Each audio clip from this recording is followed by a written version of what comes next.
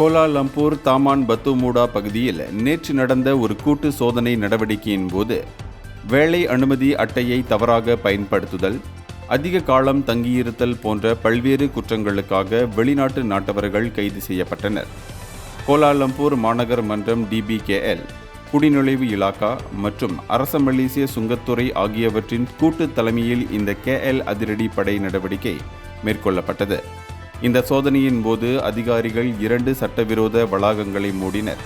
அத்துடன் உரிமம் இல்லாமல் வியாபாரம் செய்தல், வெளிநாட்டவர்கள் தொழில் நடத்துதல் தொடர்பான குற்றங்களுக்காக 6 அபராத அறிவிப்புகளையும் வழங்கினர். மேலும் சுங்கத்துறையினரால் சுங்கவரி செலுத்தப்படாத 68,028 சிகரெட் சுருள்கள் பறிமுதல் செய்யப்பட்டன.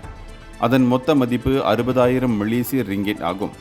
சமூகத்தில் சட்டம் ஒழுங்கை மீட்டெடுக்கவும் பொது நலனை பாதுகாக்கவும் செயல்படுத்தப்பட்ட இந்த நடவடிக்கையில் சட்ட அமலாக்க குழுக்கள் இணைந்து செயல்பட்டன.